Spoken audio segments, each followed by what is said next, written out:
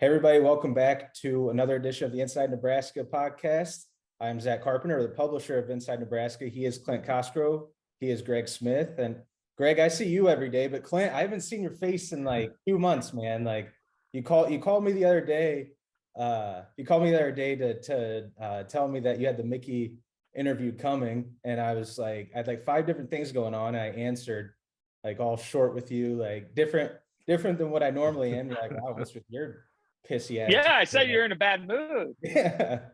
I'm like, I don't know, man. I have like 5 things going on. He's like, well, I'm going to make your day better. Got Mickey Joseph interview coming. So brighten up your day, man. Yeah, no, I feel good for you that you haven't had to see my face. But here we are again. So God bless you. Yeah. Well, you're the one of the national guys we wanted to have on to talk today. Kind of buried the lead, but we ran our first Husker hot board for the Nebraska National Coaching Search about a month ago after the firing of Scott Frost. And today we wanted to run our updated edition because the first one had like 26 names on it. And it's like, we know that not all of these are realistic or even going to get interviews, but these are the names we're hearing and we're putting it together. So I knew that in 3-4 weeks after that one, I wanted to narrow it down. And today we have about 5 to 8 names, maybe a couple more that we're highlighting as the top candidates. Clint, you reported on a few of them about a month ago. Greg, you've been doing some stuff behind the scenes. But today Matt Rhule was fired, so we figured today was the perfect time to update it. And Clint graciously wore an exact replica of something that Matt Rhule would wear on the sidelines, and in honor of that. So thank you for that, Clint. In honor of that, love it. Oh man, I didn't know if you were going to go there or not, but you went there. Clint knows I do that. Clint knows I roast him on the videos and stuff, but he's too nice. I'm good. I get roasted by everybody, so it's all. He's too nice of a person to clap back. Clint's one of my favorite people in the world. He's too nice to me sometimes. But Clint, want to sort of get a couple things from you from the Nebraska season right now, sort of get your point of view of the program, because you're an outsider, but you're not. Like me and Greg are around the program every day, every hour pretty much, and you're still covering the program, and you have a pretty good grasp of it from like an insider-outsider perspective. So what, after a 1-3 start, the Oklahoma beatdown, and now they've won 2 games in a row, what's your sort of view of the state of Nebraska football right now? I mean, it's trending in the right direction. You know, one of the hardest things, and I might get beat up for this, but and actually Coach Joseph touched on it in our interview. You are the star when you come here. You're a pro. You're like an NFL player, and you're treated as such. So that prepares you for a lot of things, but it is also different in the sense that Lincoln can be a little bit of a fishbowl. And one of the things that, having lived it, I was there in 2006 as a quality control. Obviously, my dad is there. Shout out to all my dad's fans in Nebraska. But there's a lot of pressure. There's a lot of pressure, and there's a lot of expectations, and those expectations were earned over years of success. I mean, I talked about this. Nebraska is a program that transcends time. It is an iconic brand. It is different than other teams. It is different than other cities. It is different than pretty much anything else out there. It's almost like an SEC feel, when it comes to Nebraska football. One of the things that, as a coach, as a recruiter, as somebody who has talked to players who have played there, people who have had a lot of success there, there is a fear of failure, I feel like, in the past. They worry about, oh, here we go again. We're going to blow this. What's it going to be like when I go to class this week? What's it going to be like on the message boards? Who's going to attack me on Twitter? And obviously, those are outliers. Those are specific individuals, sometimes hiding, sometimes burner accounts, whatever it may be. They could be other fans. But there's a real fear of failure there because there is a standard that has been set in the players on Nebraska and the coaches on the Nebraska staff take a lot of pride in holding up that standard. And for a while, as we've seen, they've had a lot of trouble closing in fourth quarters, closing close games, closing games that they should win. And the one thing that Coach Joseph has done in his short time, now this is a limited sample. I think the Oklahoma game's a wash, crazy time to take over, playing against a team that does have more talent, even though they have a new coach and new system and all of that. So I really look at the last 2 weeks, because that first game was really never in hand. And the one thing that sticks out is they finished.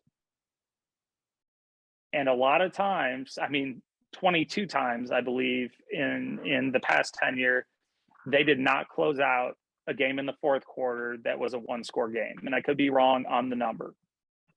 But what Mickey Joseph has done is he has brought in his experience. He lived it.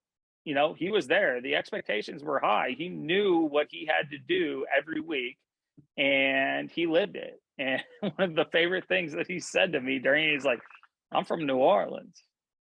Nothing's too big for me. It might be for the next guy, but it isn't for me. And I think that said a lot. The kids have taken on his demeanor. They've taken on his approach. And instead of, when games are close at the end, and in the past, it's kind of been, and I was there. I was there when the kids were like, uh-oh, here we go again. We're going to blow it again. Instead, they've taken his killer instinct and said, this game's in reach. We're going to finish it. Not, oh no, what's going to happen next? So that is the biggest change that I have seen in a short amount of time. And to be able to instill that culture of winning, of finishing, that is not easy to do. And I feel like the biggest thing, and I've said this for years, that Nebraska players had to get over was that fear of failure, that fear of, oh my God, here we go again, and finish in the fourth. And they have finished in consecutive weeks in the fourth quarter. They have finished out games that were tightly contested. You can say, oh, it was against Rutgers. Friday night on the road in New Jersey at Rutgers, that is not an easy game. I don't care who you are. And so to me, the biggest thing, and the reason I see them trending the way that they are, and I see them being a contender, is because they've learned to finish. They've taken on the head coach's personality. And this already, in a 3-week span, seems to be a different team than it was before. Yeah, you speak about the weird Friday night game on the road in New Jersey, and I predicted them last week, Nebraska to win. But when I made my preseason predictions, when I looked at that Rutgers Purdue, that 2-game back-to-back road trip, New Jersey coming back, then you go to Indiana, West Lafayette, I was like, there's just something that doesn't sit right with me. I think they're going to split those games, and I picked Rutgers to be the loss because of what you said, the weird atmosphere. It's a Friday night game in a sleepy environment. I don't know if you've been to Piscataway, Clint, but I have. We were told it was going to be a sellout, and they said it was a sellout, and it was not a sellout. We were there, and the stands were much emptier than many expected. But that's the second time I was there, and it's like just a sleepy atmosphere. So like you said, long story short, maybe it was a 14-13 win, ugly, grinded out, but it doesn't matter for this team. If this team wins 3-2 or 45-42, it's just important that they win and get that confidence up. Like you said, speaking from personal experience on a much, much lower scale, but I was a starting point guard for my junior and senior year for our school's 2 worst basketball teams in our high school history. And junior year, we were pretty bad. Like, we were genuinely bad. The summer going into senior year, we got a bunch more young talent. We switched our tempo. We were going to play fast paced. First 5 games of the season, we played really well in 4 of the 5. But we lost, I think all 4 by 10 points or less. And then it's just like, oh my God, here we go again. And then you just can't get over that hump. And it led to another year that was terrible when we could have been above average. That was our ceiling. And I get that sense a lot on this team, like we've talked about. And you guys are laughing because I'm admitting that I was on a terrible team, but The No, above it's average true. being the Play well. ceiling, I think, is the above average. Well, I hey, think I'm just being honest about what we had on our team, man. We didn't have a bunch of basketball players. I think our tallest guy was 6'2" or 6'1". He was our center. A So, foot taller than you. well, damn, it feels like 2 feet taller sometimes, Clint. Man, see, all right, there's the roasting. No, he got you back. There you go.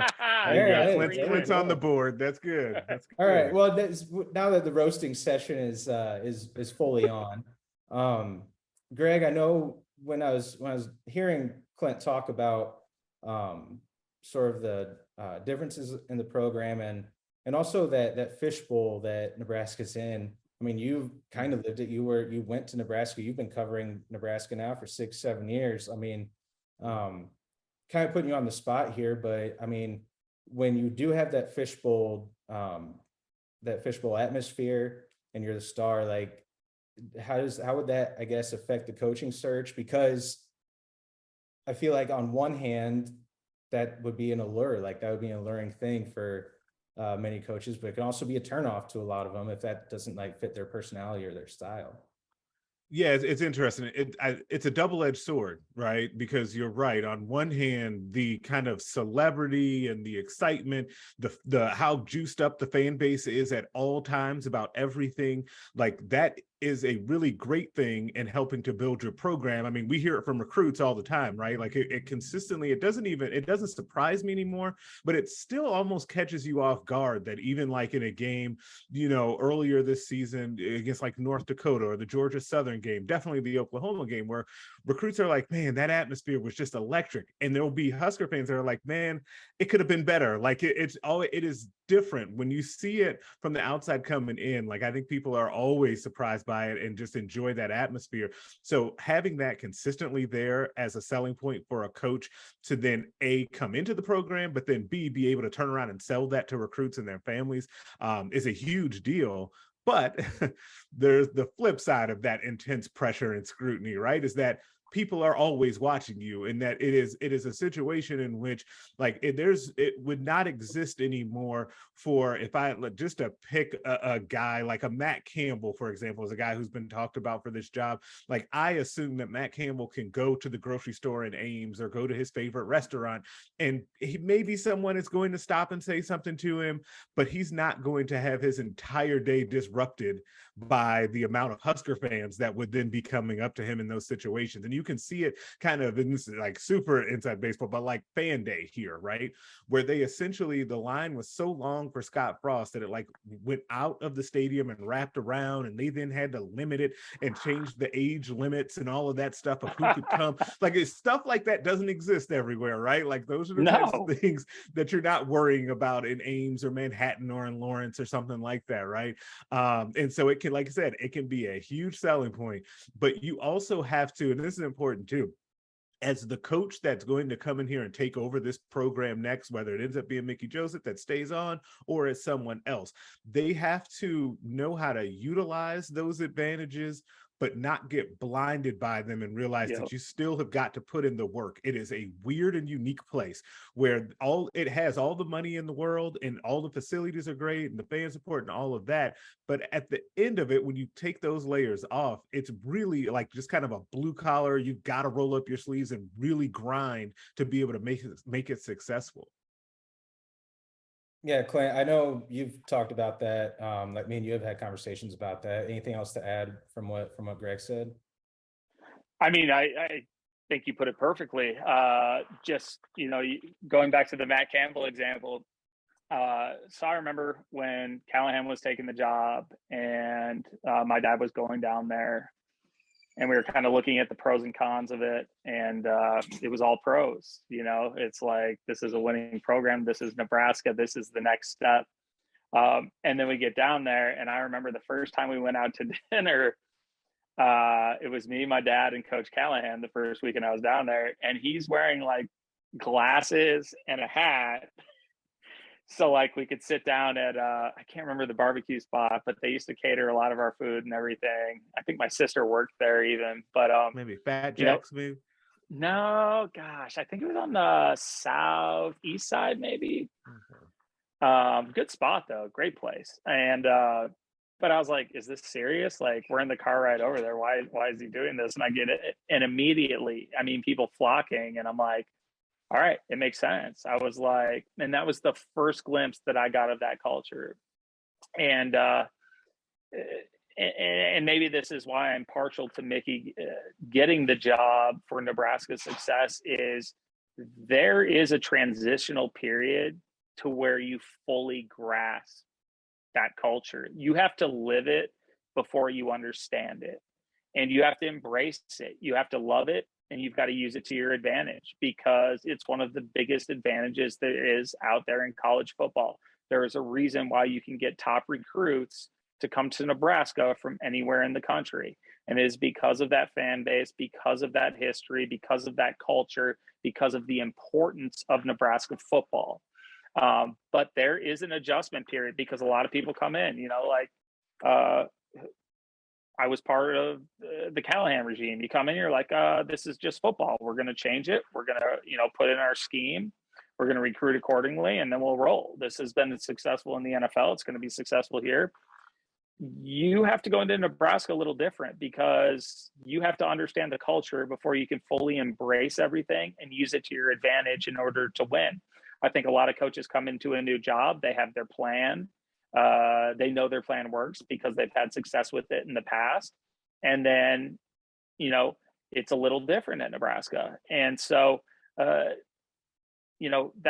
a big thing. And you have to be very socially intelligent, X's and O's intelligent, intelligent period, to really understand that you're not just going to come in, do it your way and win because you've won somewhere else doing that. There is a way that Nebraska wins, and the fans are going to embrace that, and they're going to support you all of the way until you're not successful doing it your own way.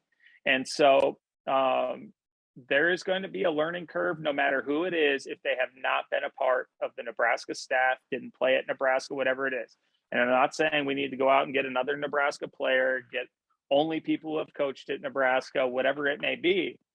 But you have to understand that this is a transition. When you come in as a new head coach, you have to adapt. And based off that adaptation, you need to come up with a plan, because everybody's got a plan until they get hit in the face. And you're going to get hit in the face at some point in Nebraska, and you can use it to your advantage, or you can shy away from it. And that's why I think it's really important that whoever comes in understands, one, what they're walking into, and two, take advantage of what you're walking into. I mean, you have an amazing fan base, incredible support, but you also got to meet them in the middle. This isn't, we're going to do it my way and Nebraska football is going to follow. That's, I have my way. You guys are the best fans there are. We're going to meet in the middle, and we're going to do this together. And I think that is something with coaches who have egos. Sometimes that takes a little assimilation. And so I think it's very important. I mean, you look at some of the main candidates, and we'll get to that later, but like Leipold, he's been to Nebraska, he gets it.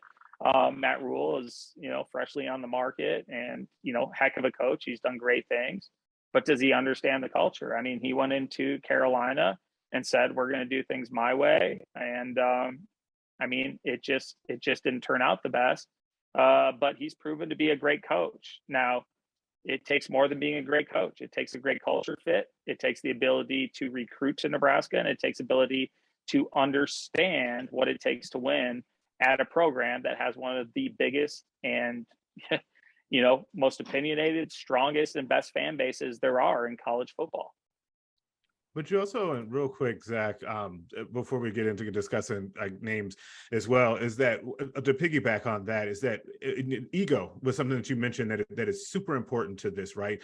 Everyone, we all have it. Anyone, especially that has been successful, has it. And it's something that you're just going to have to kind of get over. But at the same time, you personally have to be be able to control your ego enough to listen to someone that can tell you. It's like, let's say a guy that has not been at Nebraska, and this is where it ends up being really important. If it's a guy like a Matt Rhule, right, who's not been in Nebraska, has been a great coach and a great culture builder, he also has to be humble enough to say, hey, here are a few people that I know that either I've retained on staff, that have been here, I've brought in, that have had experience, and I'm going to actually listen to and take their feedback. That's another thing that I think, and this isn't just specific to Nebraska, it happens all over the place, where people have their ideas. They don't need to listen to people that have been there and done that before. They can just come in because they've been great other places, and then it blows up in their faces. That's really, really important at Nebraska, to get good advice on what it is that you need to do moving forward. And there's any number of resources to do that. Just ask, and people will definitely line up to come out and help you.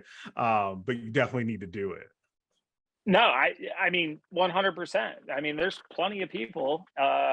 You know, I look at you know, the same secretaries from when I were there are there. You know, that is your portal to all of this. I would sit down with them first. You know, they've lived it. They've seen every coach that has come through.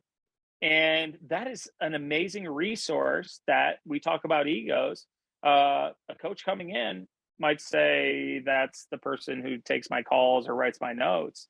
No, that's a resource. That's an advantage at Nebraska. And those people stay there for a long time for a reason. And smart coaches have kept them around for a reason. So I think you touched on a bunch of great points there.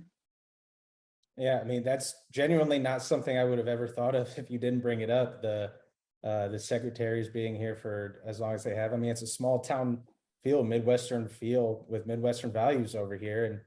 And some of the points that you guys were talking about, you need a type A personality who's also, like you said, Greg, doesn't have an ego and is able to sort of shift with the demands of the job and listen to those around him. And we sort of got that sense from Mickey Joseph when he was on Clint's podcast talking about how, I think it was Bryce Benhart, or it was an offensive lineman who talked about, and this is one of the things that stood out when I was listening to it, talking about they had a night practice on Tuesday, I think, and then a Wednesday morning practice. And he went into Mickey's office and said, hey, we can't do that. Like, the turnaround time's not enough, can't recover. And Mickey listened to him, and he said, we don't do that anymore.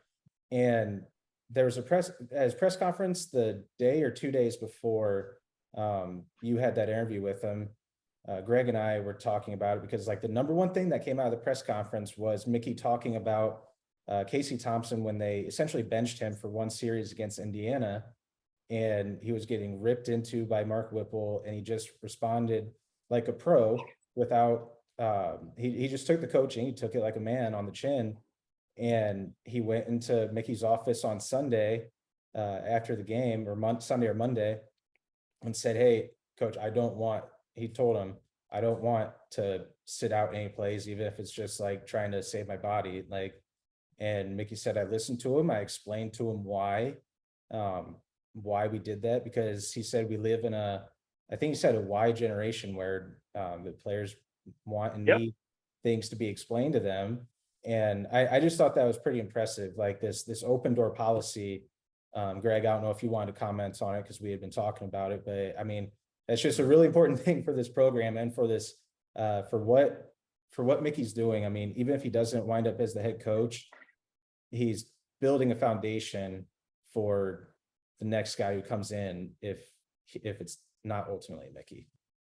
Yeah, I definitely think that he's building a foundation. And as we had talked about, like, it definitely stood out to me that he talked so openly about the communication piece of it, right? And I think that it was he's both done that in podcast and the press conferences, but also in the podcast with Clint, where and you can easily see why it is that he relates to people so well and why he's such a good recruiter. And in just talking to him, you can kind of pick that up. But I do think that for this particular team, I think it was maybe the most important thing that he said when he said the stuff about it being an open door policy and it being a two-way street. And guys, it gives guys the feeling on this team that he's for them. Like, it's not just, they're not just there as pieces to get him some glory and make the coach like even better. Like, they're there together. They're in the fight together. And one of the things that has come out of this whole thing in like just a few short weeks is, and I don't know if you caught this, either if you caught this at all, after the game, they released the Huskers released a social media video from the locker room,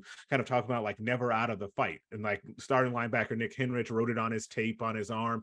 And I it's one of those things where like sometimes, you know how like we see this all the time in sports, you see those cliches and those little sayings that people do, and you kind of roll your eyes sometimes, except for when you see something from this team with something like that, because to reference something that Clint said at the beginning of the pod, you know, these guys coming through in the fourth quarter and figuring that out, and to have that kind of a rallying cry, which obviously comes from the confidence that the coach has instilled in them already, because Mickey also talked about showing them like Deion Sanders clips and stuff like that, to kind of get that confidence into him. And Trev Alberts even saying when he made the move from Scott Frost to then have Mickey be the interim, saying it was a lot to do with getting confidence injected into the players. To see that take hold already, and to see these interviews with Mickey and to see those press conferences, you totally get what he's trying to do and kind of what that vision is. And it's making for it, like we always say this in the business, like we just make it interesting. Like we just want things to be interesting. It's fascinating what's happening right now with the team, based on what Mickey has already been able to inject in this team already. Yeah, it's been 180-degree difference than a month ago. I mean, Nebraska is tied for place in the Big Ten West. And I thought that was a sentence that I could be saying. I thought that on August 26th and even August 27th when I woke up in Ireland that morning, but not around the 11-minute mark of the third quarter. That's when things started to change.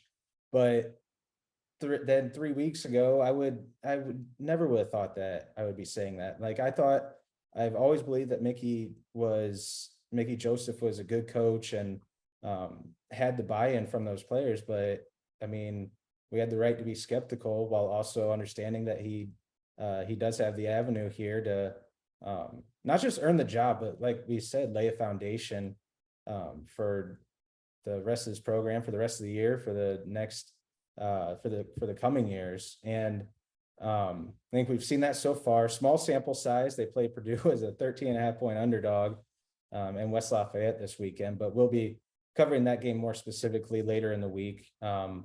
But today kind of buried the lead here because I wanted to keep this as a Husker hot board. And then you had me on. No, but like I wanted to say that because that's what the plan was. But then you guys kept coming with a bunch of different like great insight, like that stuff I hadn't thought of, and that's why I'm like, I just let me be the host on the wall. I'll let you guys cook a little bit. Let Russ cook, which I guess maybe not this year, but yeah, no, please not. As a Lakers fan, please don't. I did not let him cook. But I'm talking about Russell Wilson, but Russell. Oh, I thought you were talking about Russ Westbrook. Oh, that would have been even worse. Both bad. Either way, yeah, not a good year for the Russells. No. But I didn't mean to compare you guys, either one of you guys, to either Russell Westbrook or Russell Wilson. More like I'll take it. That's better than I'll ever be at anything. Josh Allen over here. But so I wanted to talk about our new coaching hot board and run through some of the candidates. And the plan was wanted to hit on five of the top guys, and then each of us brought a wild card to the table. And the first one I wanted to talk about, which we just did, is Mickey Joseph, because he is, for this coaching search, we've all been in agreement, he is a legitimate candidate, no matter what people said after the Oklahoma game. And he's not a lock, I don't believe, to now be the next coach just because they won against Indiana and Rutgers. Well, like we've been talking about this whole time, impressive wins, impressive turnaround, and even a win over Purdue this coming week wouldn't lock it in my opinion. Me and Clint just did a fact or fiction that'll be up on the site, I believe Tuesday, if not Wednesday. But Tomorrow. Yeah, there's still a long way to go. They're in this for a long haul, I think, until that this search is going to stretch until November. And what's also been a nice dynamic is Mickey Joseph is aware of that. Asked him at the press conference about the distractions of the national coaching search and and then he said, this is your tryout, like this is your 9-game tryout. And he said Nebraska deserves to have a national coaching search. So he's aware of that, and I think he's he's completely obviously okay with that. It's his one of his jobs to show that that he deserves the right to be considered. And so far, it's job well done. But like I said, it's a national coaching search, and we've whittled that initial hot board from over 24 coaches, like I mentioned earlier, to about these five main guys, but there's really like 8 or 10 who are still, I think, at least worthy of consideration, 8 to 10 total. I wanted to go alphabetical with these 4 coaches, and start with Dave Aranda, Baylor head coach, who is probably, other than Urban Meyer, it seems to be the number one guy that most of the Nebraska fans, at least our subscribers on our board and comment, the people who've been reading our stories, who either want Urban Meyer or Dave Aranda. And I think Dave Aranda would be, in my opinion, probably a home run hire. I mean, I think, Greg, I know you talked about him being like the number one guy they should go after, but Clint, what are your thoughts on Dave Aranda? I wanted to get you guys' thoughts on why he's a fit and why it could happen, and why he's not a fit, or why each coach may not ultimately decide to come here. Yeah, you want me to kick it off? Yeah. All right. So I don't know Aranda very well, but I've been around him. He was the defense coordinator at Wisconsin at one point. He was the defense coordinator at LSU when my dad was there for the 2019 national championship team. Spent a lot of time down there. Reasons why he would be a good fit is, well, one, he's a great football coach. Get the obvious out of the way right off the bat. Yeah. Rip that Band-Aid off. He's incredibly intelligent. There's a lot of coaches who are smart X's and O's wise. There's a lot of coaches who know they're smart. And then there's a guy like him that is extremely analytical, extremely intelligent, extremely observant, and also a great football coach, knows how to put a plan in place, knows how to interact with the kids. And, he knows how to not make the moment too big, and he knows how to make things not overcomplicated. He gets the most out of his players. And what he did at our LSU was big time. Obviously, they had some dudes there, but, it doesn't matter.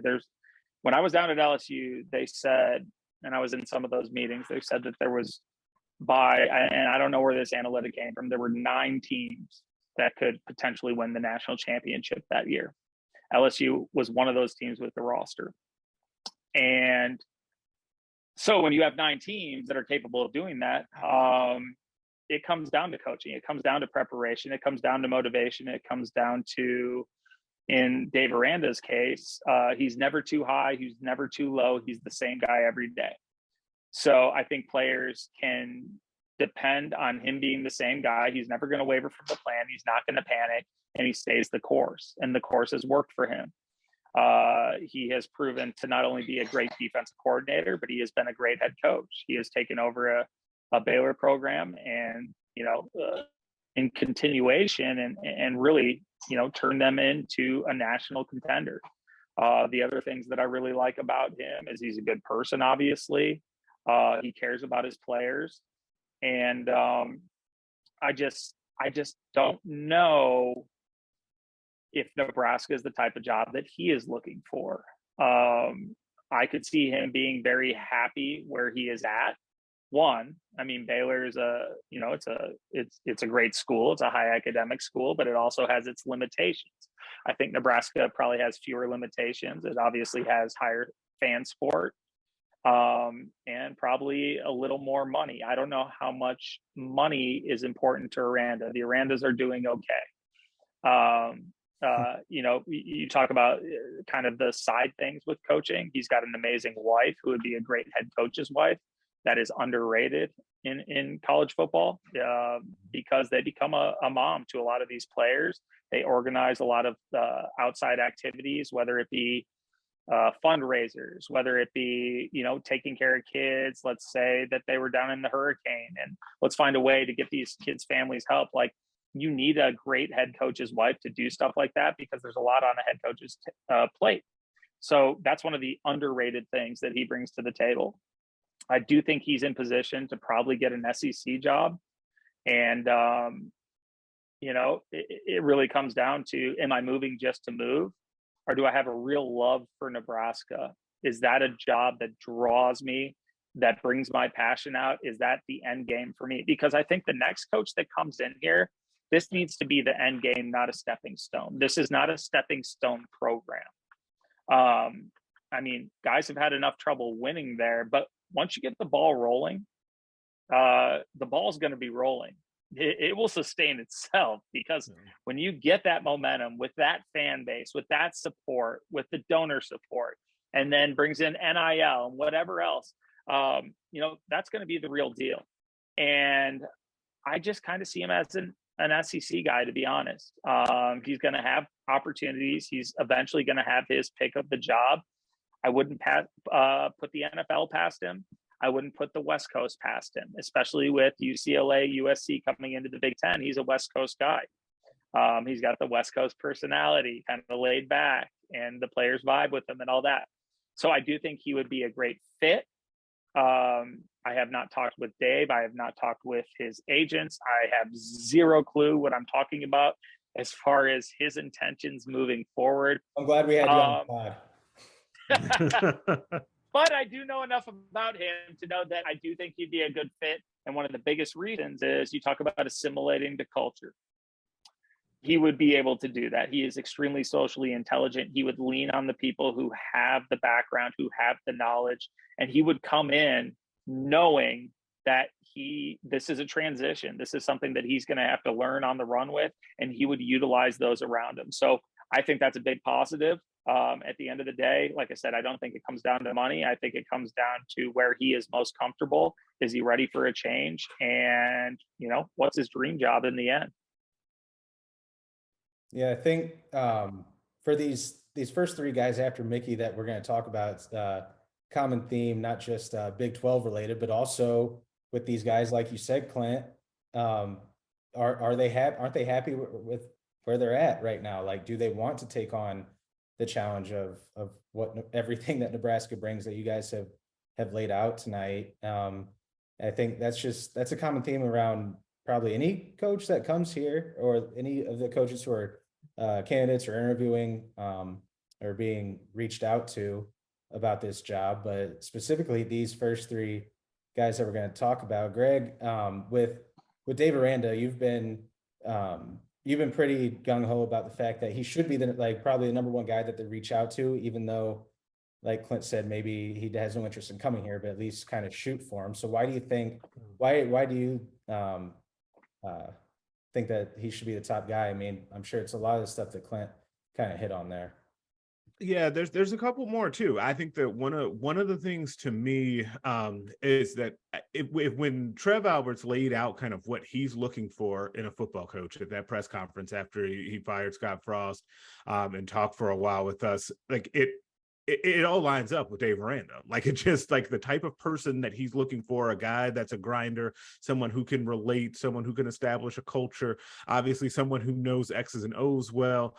I always think that someone having had some time in the Big Ten, as Aranda has had, is, I think, a big deal in this situation, because I do think that, you know, like we were talking about earlier, with it helps you to get a jump start on things if you've been at Nebraska. It's not a prerequisite.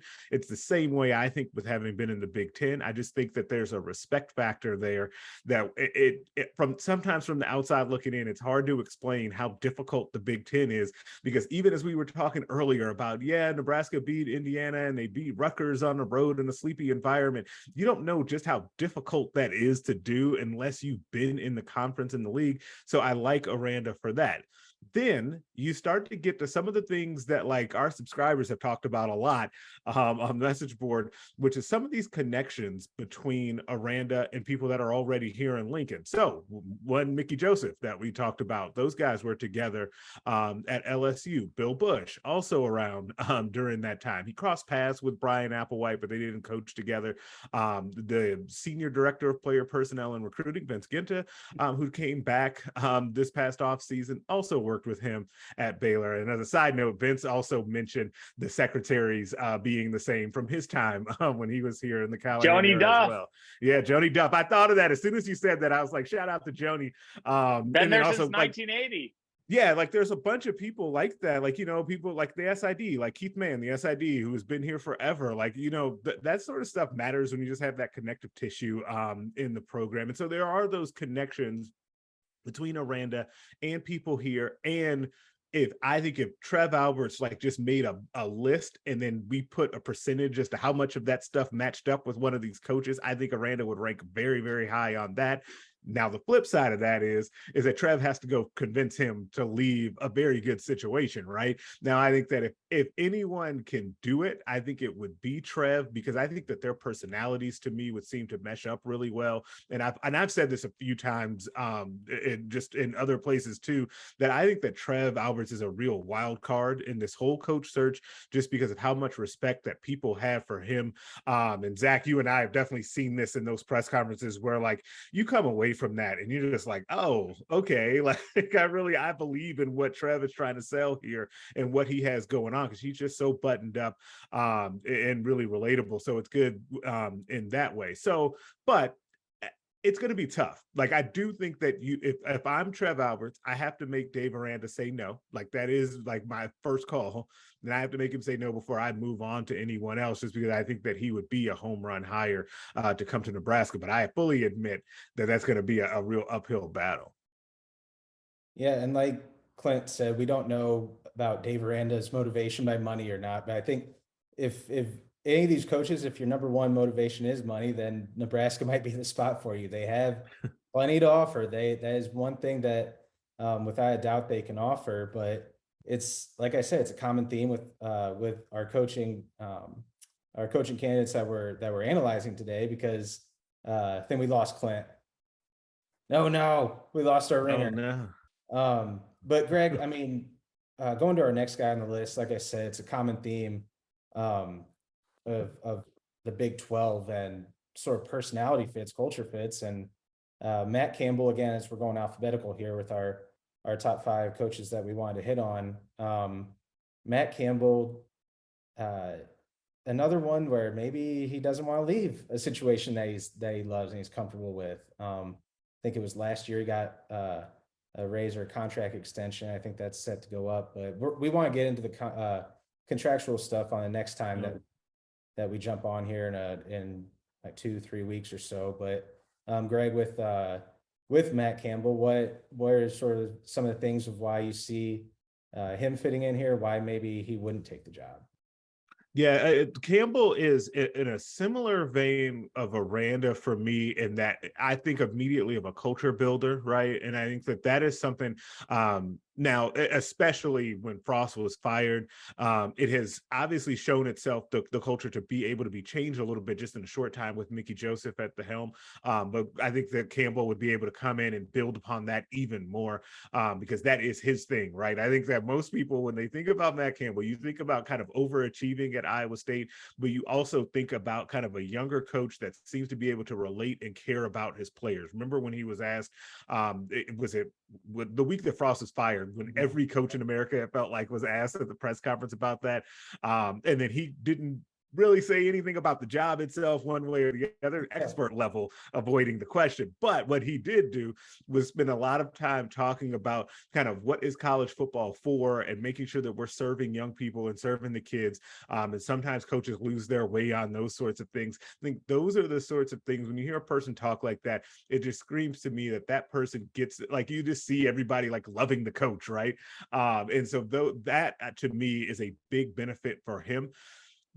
And I think that the negative for him is kind of what we have been saying about a handful of guys here, which is, how comfortable is Matt Campbell at Iowa State? Does it matter to him that he would go up and take kind of that swing at a big time job, quote unquote, right? Like, how much does that matter to him? Because he's had the opportunity, right? Like, over like any major job that has come open over the last like 3 years or so in college football, and jobs that have come in and come up open in the NFL. I think the Lions and the Dolphins were both reported to have been heavily interested in him, and he kind of rebuffed both of them. I think USC was kind of in the mix one of the times they were looking for a job, looking for a coach. Texas in the mix one of the times that they've been looking for someone as well. But he stayed put in Ames. So that always, it either says to me that he's waiting for a very specific situation, or he just is going to be really happy staying in Ames. And that'll be really interesting to see how that plays out. And his star has kind of dulled a little bit based on kind of the program or the team's regression this year. And I guess you could probably explain some of that away, but it just would be it's becoming a more difficult sell, because if let's say they end up going 6-6 at Iowa State this year, it'll be hard to justify to Nebraska fans that this is this great hire because we're bringing this guy over, even though it's a totally different situation. Yeah, I mean, our subscribers and many Nebraska fans I've seen weren't thrilled or impressed by Matt Campbell going 8-4, 9-3 at Iowa State. So if they backslide Right. enough and they're 7-5, 6-6 this year, that's not going to really excite anybody or too many people in this fan base. And maybe that sounds like it shouldn't be one of the deciding factors is the fan base reaction. But as you and Clint laid out for so long tonight, was how important the fan base is to this community, how they're embedded with the team, essentially, like more so than many other college fan bases across the country. So the fan base reaction, I think they're kind of lukewarm on Matt Campbell as a candidate when the day after Scott Frost was fired and we released the first Husker hot board with Campbell listed as the one of the primary targets. And I don't think that much excitement has come back for him as a candidate, but like you said, he does seem like, or like you said about Aranda, he does seem to fit what Trev Alberts was saying with a lot of those check marks for what he's looking for. And if Aranda is the number one on the highest ranked board with, you said with the percentages of what Trev Alberts is looking for, then Matt Campbell might be number two with how he's built that program. And again, like I said, common theme here of coaches, maybe they want to take the next swing, maybe they don't, maybe they're comfortable with where they're at. And so the next guy I want to talk about is Lance Leipold, who I think you and I can't remember actually what your well, guys, thinking is on it. Clint, you're back. We're still recording, buddy. Wow. This is still rolling. It's still rolling. No, I don't know how that happened, but good thing I have a second internet connection. So I just switched to the other internet. Well, if you want to get some thoughts in on Matt Campbell, we just talked about him a little bit about why he fits and why he may want to come, why he may not fit, and why he may not want to take the Nebraska job if offered. Yeah, I think one of the things that you touched on earlier, Greg, is kind of that blue collar way. Matt Campbell is that type of guy. He has, he was a young coach. He's relatable to players. He was at Toledo, obviously, before he went to Iowa State. And at Iowa State, he has done more with less. He has built a program that is a contender, that wins. He's done it the right way. He knows how to build culture. They do a great job recruiting. They're not afraid to go after anybody in the country. It doesn't matter. And they do a great job evaluating. You can look at a guy like Will Campbell. That guy's from Wisconsin. Wisconsin didn't offer him. He's an All-American there. This guy's got a chance to be a high-round draft pick as a pass rusher. They've done a good job with running backs. I mean, you look at what, who was it? Breece Hall, who went off this weekend. Yeah, that's a sore spot around here. Yeah, well, but you know what? David Montgomery, so when you think of Nebraska football and you think about, the style of play, the ground and pound of winning in the Big Ten, he fits that style. He's got the mentality. I think he can recruit. And, the big thing is culture.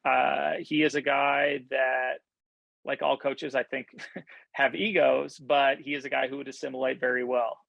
He's almost similar to Aranda in that sense, where he's going to be very analytical about his approach. And he hasn't had resources like Nebraska has in the past.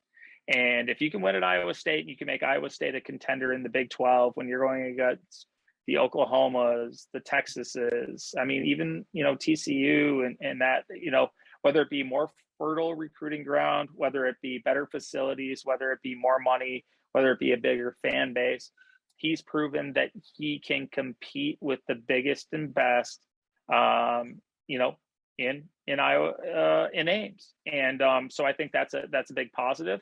They're having a rough year. I know Nebraska fans aren't always the most fired up about a guy that isn't absolutely killing it.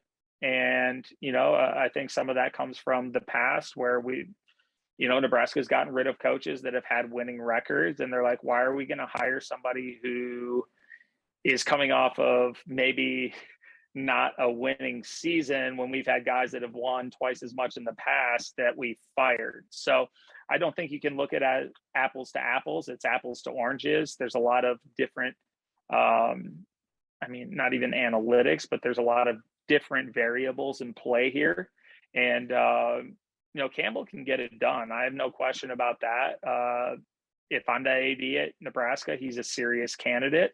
I just don't know if it aligns right now with where the direction or the trajectory that Nebraska's on versus the direction and trajectory that Iowa State is just during this season. And really, when you do these things, you can't look at a single season. You can't look at a couple games. You can't look at an injury or an interception or something like that. Does the guy have his team prepared year in and year out, game in and game out? He does that. Has he built program from scratch? He's done that. Has he taken over a program with talent and sustained it? He's done that. So I think he checks a lot of the boxes. I'm big on Matt Campbell. I know he might not have the flash because he hasn't, been in the playoff or, hasn't won, or have they won the Big 12? I don't think so. But what the guy has done, they're struggling this year and might finish maybe 6-6 or 7-5, and that's not really going to fire too many people up around here. They weren't fired up when looking at the fact that he's had 9-3, 8-4 seasons. So the fact that they are backsliding is a little bit of a factor. Yeah, no, it is, and it just.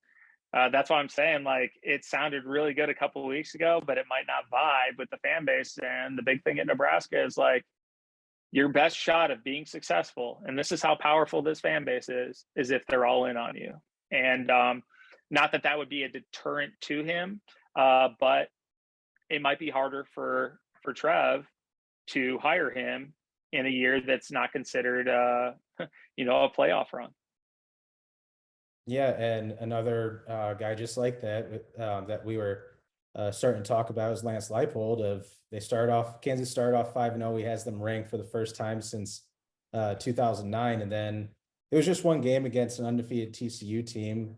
So hard to hold that against them, especially when their starting quarterback was out. But now they're about to head into a gauntlet.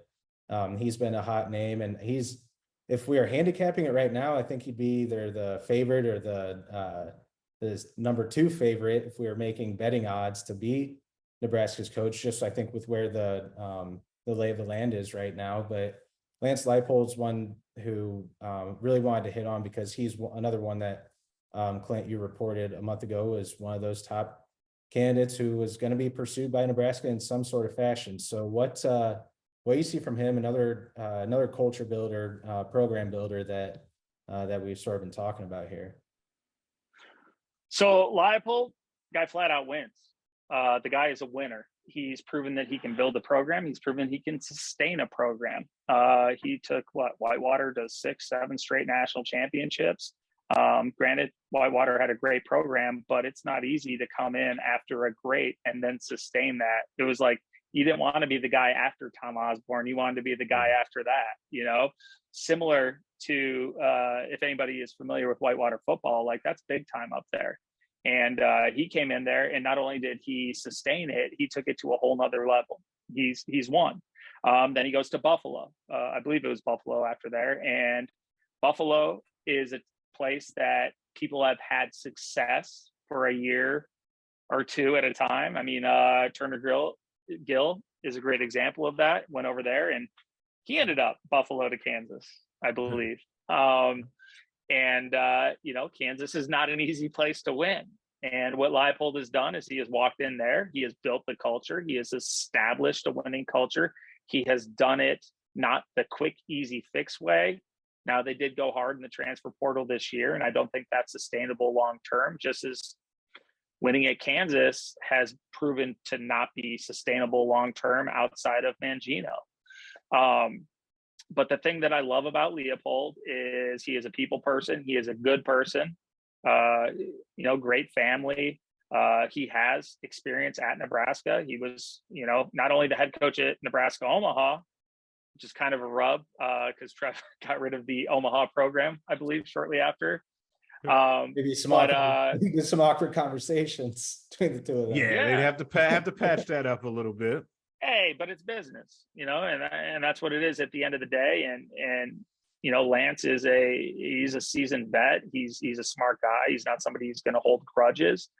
He does things the right way, and you just see what they're doing at Kansas this year. You talk about the gauntlet of the schedule they're going into.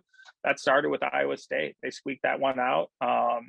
And then you go run up against a very talented and underrated TCU team at the time, come in, keep it to a touchdown. And, like you said, the quarterback was out, and the quarterback's a big piece. Quarterback, I believe, is also a transfer guy. And so you're not going to have these guys year in and year out. If you try to sustain a program based off of transfers, eventually it's going to catch up with you. But I believe, they were in the mentality of we got to win now. We can coach. We know that. We just don't have the dogs to do it right now. They brought in the dogs, and they've had a lot of success. The thing I worry about with Leipold at a school like Nebraska is you've got to be able to recruit, and not just recruit well for the Big Ten. You've got to be able to recruit better than those around you. Although Nebraska football is getting better, there's some big time talent right now. Anywhere from obviously Malachi, you've got Benny. I look at the quarterbacks that are coming through there, whether it be Daniel or what's his name, committed to Oklahoma State. Zane. Or Zane. Yeah. There's some talent coming up in there. And so you've got to be able to secure that home state, put that border around it. And then you've got to be able to go out and win a recruiting battle that you shouldn't win every now and then. And a lot of his staff is great coaches, great people, great X's and O's guys, great culture builders. But are they going to be able to go and battle, Michigan or USC? And not that you have to win all of those battles, but are you going to win one or two of those battles for a kid that one of those teams really wants? Because here's the thing, at Nebraska, and I say this with Wisconsin too, because I do a weekly Wisconsin podcast. If you're Wisconsin, and it goes for Missouri too, they're in the SEC, and you lose two of your top three players. Missouri, you lose Ezekiel Elliott to Ohio State. That kills you, okay? Alabama loses their top three players. They're just going to go and take somebody else's top three players. There's a big difference there. So you got to have some dogs that are able to recruit, and not only lock down your own state, but go and win a recruiting battle that you shouldn't win. And that's going to be huge with whoever the next coach is. And so, like I said, great coaches, great people. They're building a program, but building a program at Kansas and winning is different than building a program at Nebraska and competing for championships. Is Kansas supposed to be a national championship contender year in and year out? No. You can get away with an 8-win season, have a couple losing seasons, come back, have a 9 or 10-win season. Any of that is great.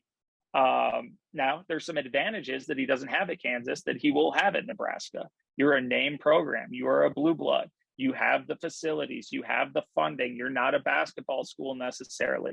So if you combine that and you take pieces of what he has at Kansas with him, bring that in, and then build some recruiting infrastructure. Like you mentioned Vince Ginta earlier, he's going to be an asset to whoever comes in to this program.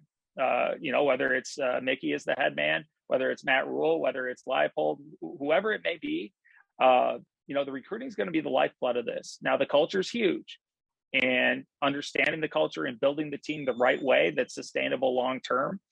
But you've got to be able to recruit. And yes, Vince is my old roommate, but he's very, very talented at what he does. And he's a guy who can put a plan in place to go and win recruiting battles that you might not necessarily win. And so I think Leipold would be a great fit. I think that it's a no-brainer. You know, if you're the Kansas head coach, you get offered the Nebraska job, you probably go. It's an increase in pay. It's a national level thing. You got your Big Ten deals coming up, all of that.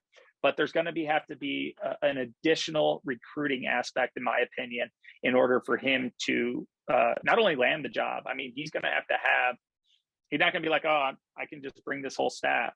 You know, some of those guys who are on the field right now might have to come in different roles. Now they're very, they're a very integral part of building what he's built there, but they're going to have to hire some dogs on the recruiting trail. And, I think that would be the biggest setback for him. But as far as building a program, coaching, and being a good person, he checks all of those boxes. Yeah, either hire some dogs or keep some dogs, right, Greg? I mean, we've talked about the whoever the next coach is, if it's not Mickey, and at least this is in my opinion, the number one mission, I think, is threefold, and it's to keep Mickey Joseph, keep Brian Applewhite, keep Bill Bush, who are probably your top three recruiters, and in different states. They're doing it in talent-rich Texas, talent-rich Louisiana, and Kansas City, which Nebraska has needed to crack more heavily over the years, and Chicago with Mickey Joseph, that another area where they really need to crack. And I think Mickey's been trying to do that since he came on in the offseason. But Greg, any thoughts on the Leipold recruiting angle, or anything else that's been on your mind about why you'd be a good fit, why you may not be? Yeah, I think Clint covered it well. I think a couple of things on that, though, that I would add is, one, I do wonder even more about, like, at some point, you're only going to be able to sustain this at Kansas for so long. And sustain, I mean, like, have this big magical season, and then either you need to strike or you're going to be there for years and years, right? Like, because you could miss your turn to come up for a job like this if you wait, right? And that has to be a factor in all of this as well. And why I agree with Clint's point, I think that if he's offered the job, I think that he's the next coach if he is offered it, because you don't turn that down. Because one of the things that really stands out to me about this, when you talk about building that recruiting infrastructure and not bringing that whole staff with you in the same roles, is, you know what happens when you go from Kansas to Nebraska and your budget balloons for your assistant pool and support staff. You can take those guys and you can bring them here, but they may not be, just to throw out an example, I don't know who the defensive line coach is at Kansas, but maybe he's no longer the defensive line coach, but he is, the assistant to the defensive line coach, or he's in another role in the recruiting office, something like that. And you can probably still pay him the same amount that you were paying him at Kansas as an on-field coach as you can behind the scenes at Nebraska. Those are the types of things that, and especially if you give a coach that is as known as building programs and as good as Leipold is at everything else, if you give him that budget and then trust him to use that wisely, like, I think that is a really attractive package there. But I totally agree, though, with, you're going to have to beef up the recruiting thing. I know that just talking to kids in this region, they like that Kansas staff. It's just always going to be tough to get kids to Kansas, right? It's just going to be a difficult thing to do. And actually, there were a bunch of Nebraska high school football players that were down there for their game this past week visiting. And so they're very well known in this area, which is actually another plus, though, for them potentially taking over. And that's also that goes the same for Matt Campbell as well. They have a good reputation, that staff in this region and in this state. And so that helps, though. Every little bit of those things that you can get that are not necessarily prerequisites and you would trust somebody to figure out down the road. But if you don't have to have, that learning curve, you would definitely prefer that it doesn't have to happen. But he's a strong candidate for the job. Like, I think and I think that he also fits with, this would be it for him, right? This would be like kind of that final stop where he comes and kind of resuscitates the once power, and then rides off into the sunset later after that, which also, I think, a good thing, because like you guys said earlier, it's not a stepping stone job. It has to be something that somebody is all in on. Yeah, and Kansas is going to do everything within their power to try to keep They better be working on it right now. Like I'm serious. You better be working on that. No question. I believe because there's Wisconsin out there too. If they don't go with Jimmy, you know, like you talk about two programs that the guy's a perfect fit for. I mean, and that actually is. Sorry, that is actually a really now interesting subplot to all of this, right? Though, because we went through this whole thing where Nebraska fans were kind of lukewarm on Leipold as well. Oh God, can we really? And it really, part of it is pride, right? You got to get over the fact that you're going to take the Kansas coach, and then all of a sudden Wisconsin opens up, and because Wisconsin is known as such like smart people up there, and they do the right things. They've made great hires. They've been so steady, and Nebraska fans have envied that steadiness, even though they would tell you they stole everything from Nebraska. That's a different discussion for a different day. Now that Leipold is in the mix up there, it's like, oh, wait a second. Should we really be looking at this a little bit more? And I find that part of it really fascinating. Yeah, I mean, it brings in does Jimmy I mean, like the craziest role would be Lance to Wisconsin, Jimmy to Nebraska. I mean, like there's so many variables here. And not to go too far off topic, but I did want to touch on, either hire some dogs or keep some dogs within. Bill Bush, when he was on Callahan's staff, you got to remember guys like who was it, Eric Hagg, Prince of Makamura. Like these are 2-star guys that he went to Arizona and grabbed and became big time players. So like, not only can coach evaluate, not only can he coach, which he's proven in the past couple of weeks, but he can recruit. Like kids like him, and he can do the deal. That's for sure. Yeah, it was kind of dawning on me yesterday and today that the infrastructure in place seems like it's kind of tailor made for a Lance Leipold or someone like him who's a great program developer, is a proven winner, culture developer, like we keep saying.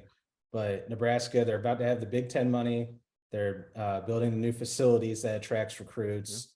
They have an ace recruiter on staff in Mickey Joseph. And really, I mean, 3, if you look at it with the guys we mentioned, with Bill Bush and Brian Applewhite. You have Vince Ginta, who by all accounts, since he's come on in I think February was when I think he was announced to the job, but ever since he came on, it's been nearly unanimous that like this is the right guy for the job.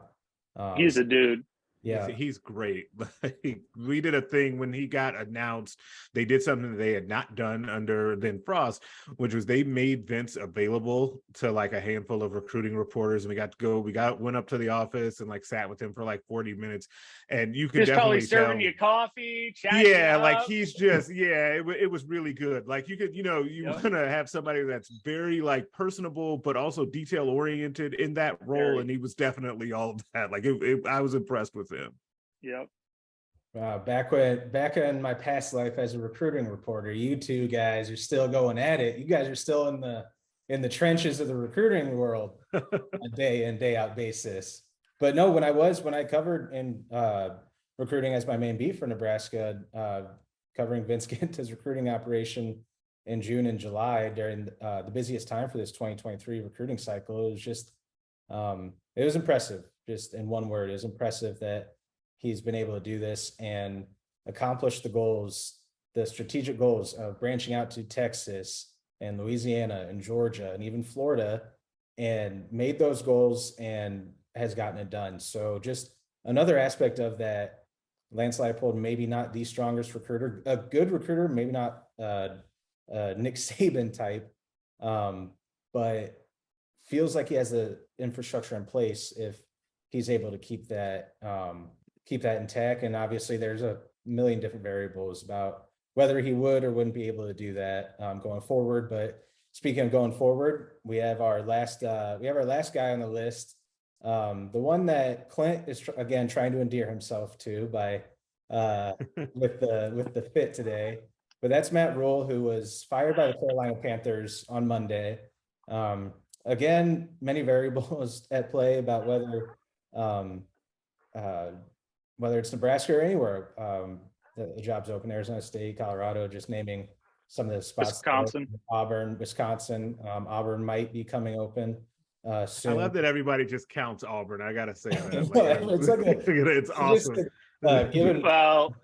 I thought it was going to happen this weekend. So yeah, I'm shocked that it hasn't, and it's almost to the point to where you're like, oh yeah, they actually haven't done that yet, but it will. Like we just all assume it will. That's what I said it like I already had. I think there's a I said like it had already happened. I think there's a subscriber who mentioned the Auburn job opening. I didn't even think twice about it in my response to him. I was like, oh yeah, I think it's almost there's a foregone conclusion for you. yeah, Right. yeah, but Not a good sign for Brian Harsin. Sorry, bro. Yeah. And that is a factor in this Matt Rhule discussion, is if the Auburn job comes open, is he someone who wants to go compete in the SEC? Does he think that that could be the next step for him after the NFL? Also, the factor of he's getting paid $40 million over the next 4 years for the buyout for his contract. And I believe if he takes a job at the college level, then the last 2-3 years or whatever of his contract buyout kind of gets dissolved. I think that I have a very loose grasp on that. Well, I'm going on vacation. It wouldn't matter if I'm him. Yeah, that's what I'm saying. That's why, like, it's like, does he want to go be a TV analyst somewhere, like in studio analyst, like so many coaches have done for a year, and just sort of like get the layout, get the lay of the land, and like see if other jobs come open, if Nebraska or potentially Auburn or Wisconsin, what have you, if he doesn't feel that's the right fit for him. And so that's just another variable in this Matt Rhule discussion. But he is going to be reported on the Insider's Board today on Nebraska.rivals.com, is that he is Matt Rhule. There's a pretty big push from Matt Rhule's camp to get the discussions going between him and Nebraska. And I expect, now that he is available, I expect him to become a more serious candidate moving forward. And today, it was the only one I saw at the time. I was looking at the odds for Nebraska's next coach, or Matt Rhule, his next coaching destination. I mean, Nebraska was the favorite at plus 150, and Auburn was plus 300, and job's not even open yet. But so great. It's a rough world we live in out there. Tough, man. College football coaching, man, it's cutthroat. No one Yes. feels sorry for most of these guys. But Clint, why Matt Rhule? Again, he's one of the three guys along with Matt Campbell and Lance Leipold, who you originally reported was going to be someone Nebraska pursues. Why would he be a fit for what Nebraska needs and wants, and why may it not happen? I think there's going to be a little competition for him. And then you talk about the buyout. Like, do you want to do that right away? Or do you wait for maybe a dream job a year from now? He's one of few coaches that could probably sit out for a year and kind of see the lay of the land and see what happens, and then still have his pick of the litter at the end of the day. I don't know if it'll come down to money. It's probably going to come down, where can I win? Where can I win now? My understanding is he would like to be in the NFL, but the NFL probably didn't work out, at least until this point. And he loves being a head football coach. So I think, yes, with him being open and now available, he becomes a much more realistic candidate. But just from what I heard today, there's, three people probably more involved in this search than he is at this moment. But a lot's going to change in the next 48 hours, because his agent's going to go to bat. He's got a powerful agent, and they're going to start, figuring out what the next plan is. I think he'd be a home run hire. I do think he'd win. I don't think it would be too big for him. I think he could assimilate to the culture. He's overcome adversity. Obviously, when he took over the Baylor program, he's been a winner. And he's been in the limelight. Not that Carolina is the biggest media market and the most, it's not like being a Jets coach. You're going to get ripped apart whether you win or not. But I think he would handle it well. It wouldn't be too big for him. I think, having coached in the NFL and coached players like Christian McCaffrey and some of the greats that he has coached, I think that's a draw to kids as far as recruiting goes. And he's proven that he can do it at a high level. So, yes, viable candidate. I think there's going to be some competition for him. Wisconsin fans, if it's not going to be Jimmy, they're big on him too. And so I don't know where he ends up. I don't know if he chooses to take a job, but just the fact that his agent was floating him before he was even out, hopefully this doesn't get them in trouble. Just hearsay if it does. But, I think there's some serious interest at taking a college coaching job. And, at the same time, Nebraska was one of the ones that was open. And now it appears there's going to be a few more open. If Auburn opens, I would consider him a serious candidate there too, or maybe he wants to go to the Nick Saban rehabilitation program when Bill O'Brien leaves and, have his pick of the job that he wants after that. You never know. There's just, like you say, so many variables, and the guy's got a big buyout. So like I said, I'd be on a yacht somewhere. I wouldn't be worried about stressing the old ticker to get the next job as soon as possible. Yeah, college coaches are a different breed, though. They're hyped up. They want to get back in a competitive ring as quickly as possible. So often when it's like, man, you can relax. You're making $10 million a year, but there's built different, as the kids say, as you guys know. You guys are reporters, you know that phrase. But Greg, with Matt Rhule, again, fired yesterday, and a lot of different variables. But what do you see? What do you see have Matt Rhule? I feel like a lot of the things that Clint hit on, home run hire. Other than Luke Fickell, who is not a realistic hire, Urban Meyer, who we've reported is not likely to be interested in coming back to college football coaching. I'm trying to emphasize that as strongly as I can without being. I've had 2 high-profile recruits tell me that they would not consider Nebraska if Urban Meyer was the next head coach. Yeah, that makes sense. I mean, makes a lot of sense. I think recruits coming up now, they don't remember Urban Meyer from the Florida Tim Tebow national championship days. Maybe not even necessarily the Ohio State days. They know what they see on Twitter and Instagram of the social media of the Jaguars' absolute debacle when he was there. And so I think that's another factor going in. So we had to mention Urban Meyer for SEO purposes. So Drink Meyer, Nebraska head coach, not likely to happen. But Matt Rhule possibly could happen. And I know you have some feelings on him as well, along the lines of what Clint was saying. Yeah, absolutely. I think that as we've handicapped this thing and kind of gone through what my board was, if Aranda was 1, Matt Rhule has shot up to 1B or 1A, whichever way that goes, after he was let go yesterday, as of when you guys are probably listening to this. There's a lot of overlap there. I think that the 2 things that really jump out to me, and they're kind of obvious, are his turnaround at Temple and his turnaround at Baylor and what he was able to do there. And those 2 places, especially Temple, are much harder to win at than Nebraska is going to be, right? And I think that is something that you have to factor in on, and that he knows the work that it takes to rebuild a program.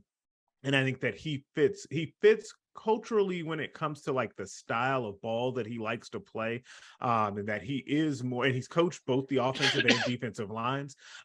He understands kind of the importance of the lines of scrimmage, but also then ran some RPO stuff when he was in college down at Baylor. So he understands kind of the changing landscape. I'm kind of big on guys that, and Nick Saban, I guess, is to me the best example of this, guys that have a certain thing that they really want to do. Nick Saban never wanted to open up that offense and run the spread. He wanted 3 yards in a cloud of dust, but he saw teams running by even his 5-star recruits, and he was like, wait a second, we got to figure this thing out. He complained about it first, but then he totally changed his offense and then ripped off some more national championships. I say all that to say about Nick Saban is that I like coaches that are adaptable like that, right? And I think that Matt Rhule has actually proven to be that. He's even given like talks and coaching clinics on RPO after being kind of such a power football guy before that. And I really, really like that. I think that he would do well with the resources that Nebraska is afforded in this case as well, and being able to kind of spread that around and figure it out from there. I do also like that, like Clint said, that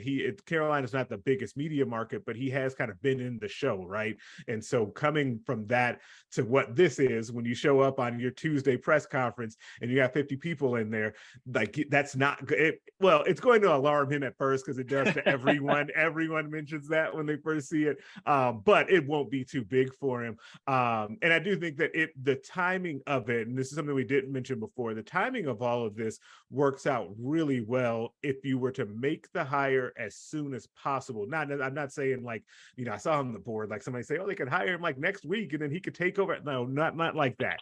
I mean, what our world, you and I, Clint, the early signing period, it'll be here before you know it. You're going to want someone in place if you can. Like if say Nebraska had him in place, announced and press conference done like the Sunday after the Iowa game, that's great. That gives you all the time that you need to be able to then, or the maximum amount of time to then be able to solidify that recruiting class, whether or not you're holding on to guys that are already in the class, or you're having to kind of wrap up some recruitments that you guys were already working on, or new players that you need to go and get. So I think that because he's not in a job, it makes that portion of it easier as well. I think there's a lot of reasons that Matt Rhule would be a great pick for Nebraska. And like I said, overall, he's just a winner at the college level. And I think that Nebraska obviously needs someone to help lead them in that direction.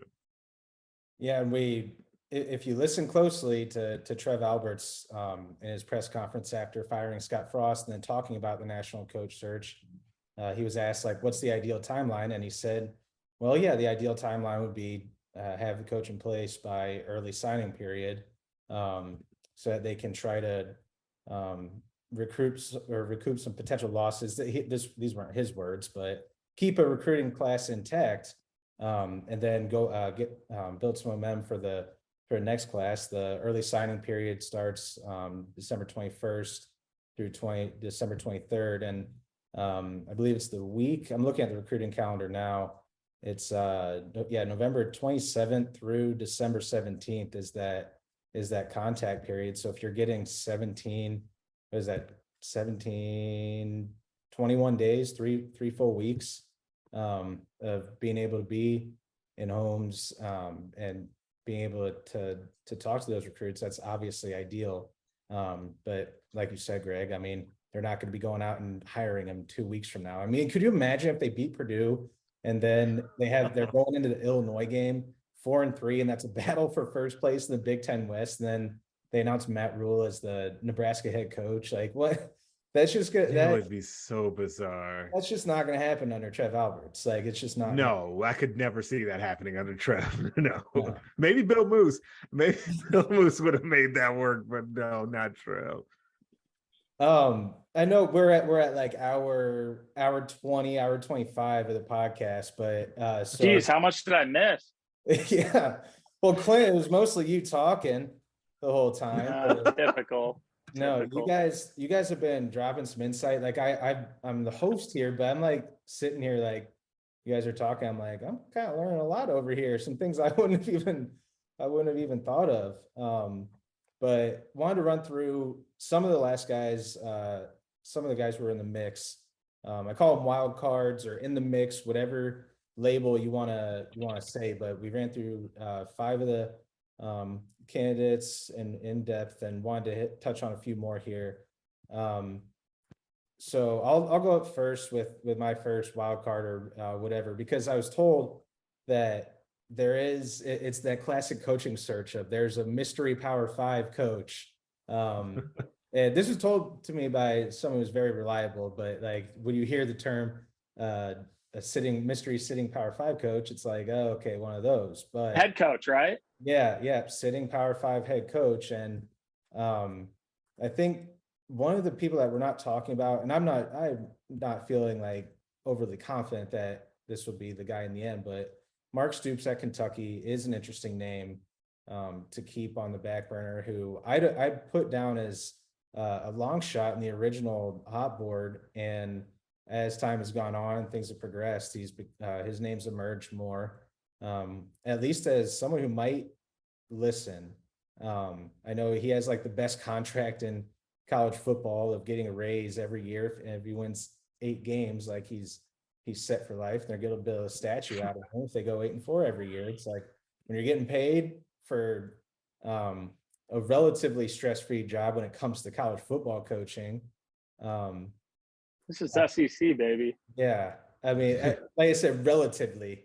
I still might be wrong about that it's relatively stress-free, but but would he want to leave that job and the cushiness and the comfortability there for a new challenge at Nebraska? And again, it's a common theme, right, of so many of these candidates, of whether or not they want to take on everything that Nebraska entails. But Clint, you're wild card guy in the mix, candidate guy.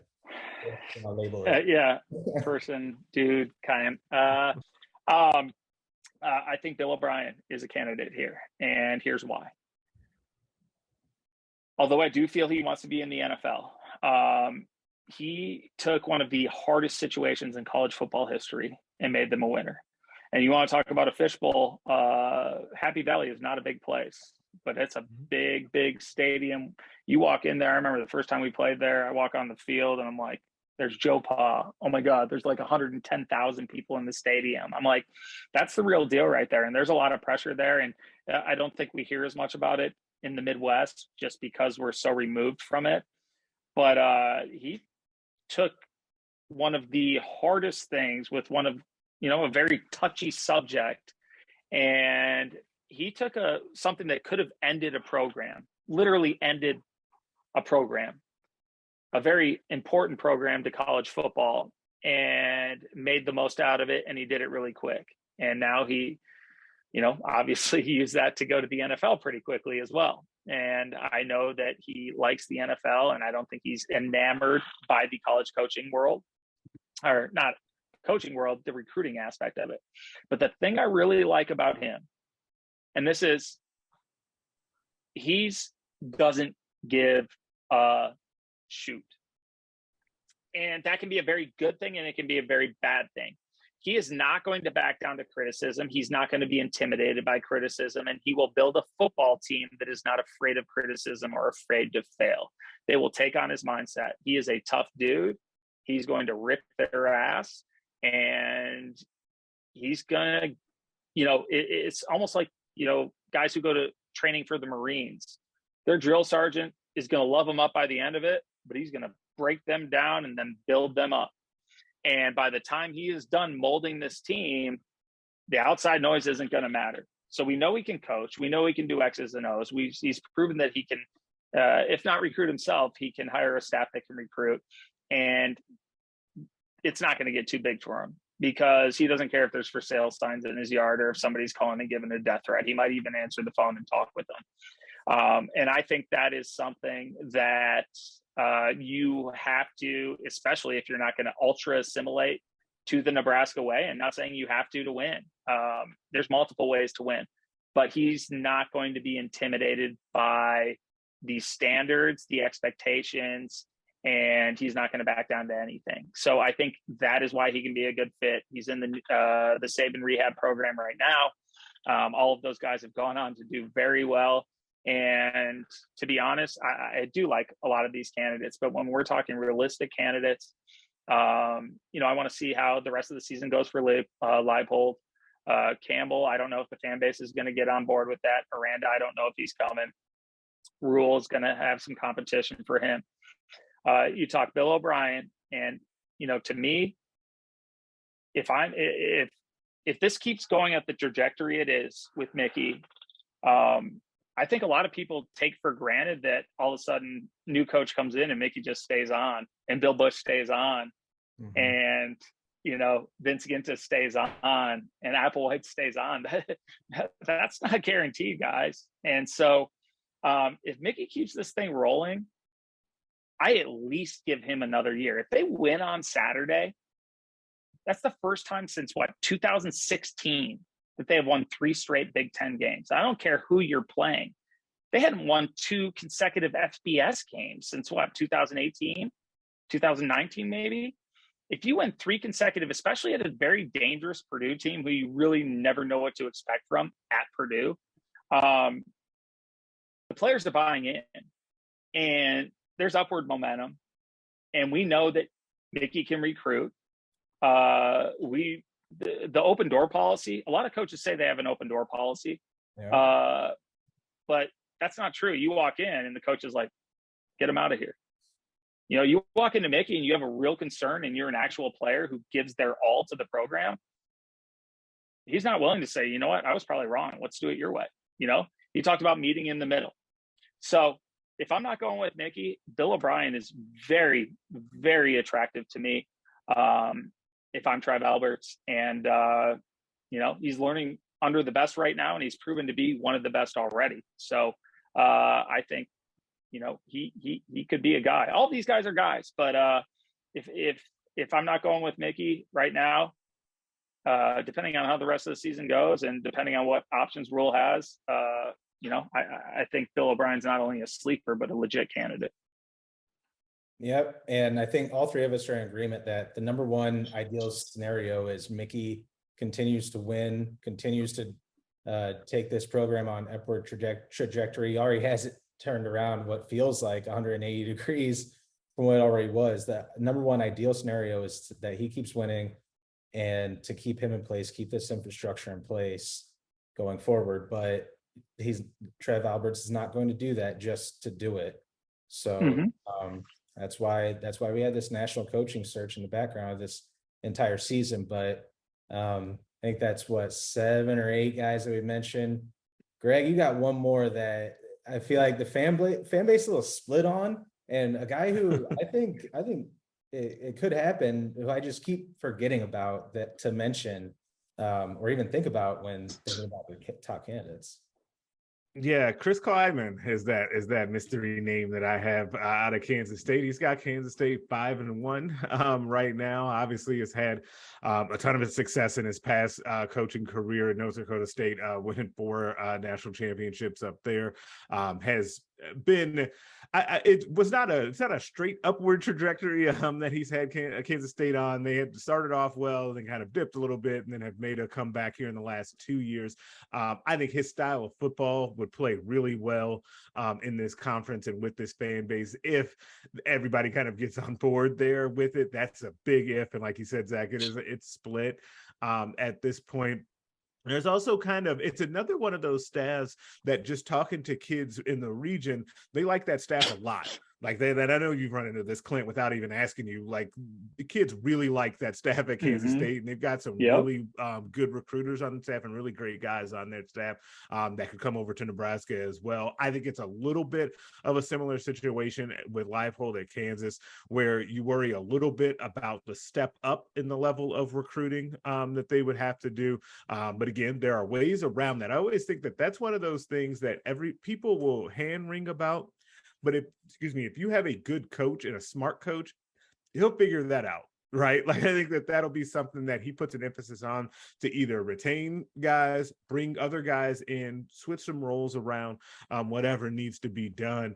But like you said, I think the biggest thing that kind of is the deterrent there is not necessarily would he take the job.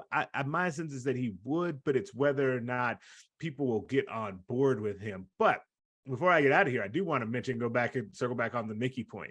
Totally agree with you, Zach, that I think the number one, like, best case in a lot of different ways, even though I have Aranda and Rhule as 1 and 1A on the board, that is not to say that I don't think that Mickey could do it, or that he would not be a good candidate for it, because I think that it would be a tremendous storyline and continuity situation if he were to continue to put them on an upward trajectory. Because one of the things that we haven't talked about on this as it relates to Mickey is that you still have a situation where he hasn't been able to put his entire vision in. If you think about it, he's had a few weeks, right? And he's put some stuff in, but there's only so much you can do. Like, you can't fire everybody and you can't because you can't replace everybody in that short amount of time. And, oh, by the way, him being elevated from like the ace recruiter, great wide receivers coach left a hole there, which analyst is feeling right now, Mike Cassano is feeling, but they would go out and hire somebody to replace that.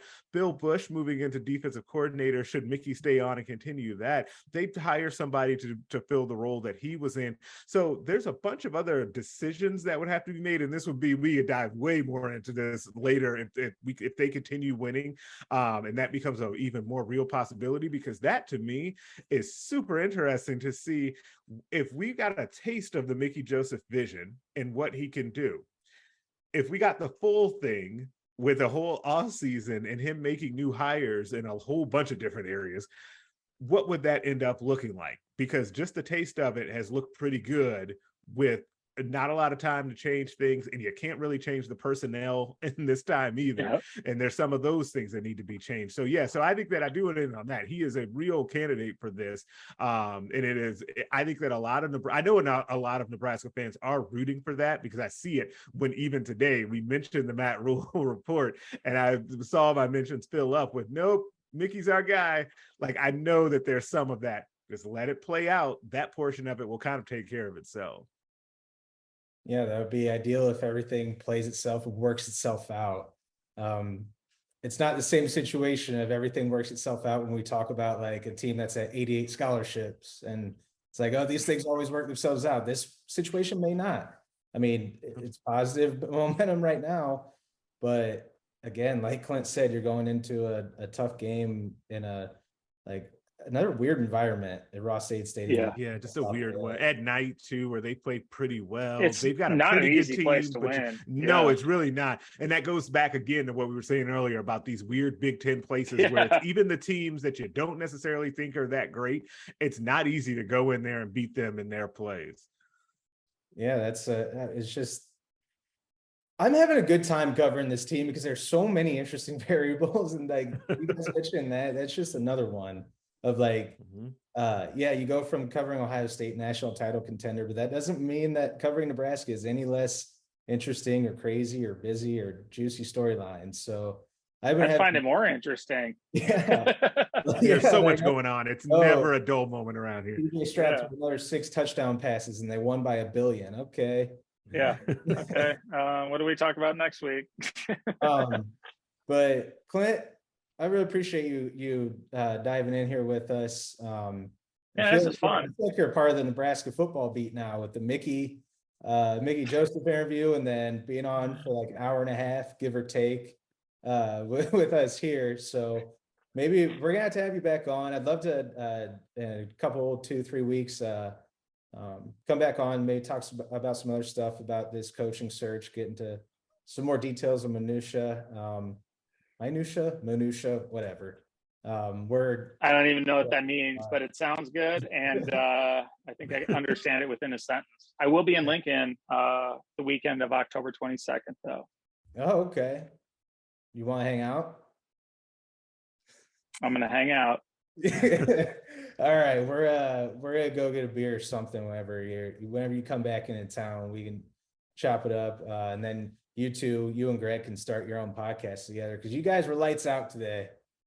So Russell Westbrook and Russell Wilson going. Yeah, Wilson and Westbrook. Did we redeem ourselves from Wilson and Westbrook? Like, I'm talking Super Bowl in the prime. Oh, okay, in the prime. Okay, I'll rock the baby then. That's fine. But no, guys, I appreciate you jumping on here for extended talk about this. Been meaning to do it for a while, so I really appreciate you guys. And for all our watchers, listeners out there, we are still running a free promotion at nebraska.rivals.com for a free month subscription to all of our premium content and our message boards.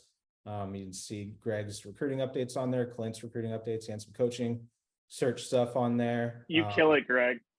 Thank you. No, it's really impressive, man. I get tired of being the one who tells them compliments all the time. I'm like, all right. No, you're the real deal, dude. I love your stuff. You're doing a fantastic, amazing job, man. It's really impressive. Thank you. I appreciate it.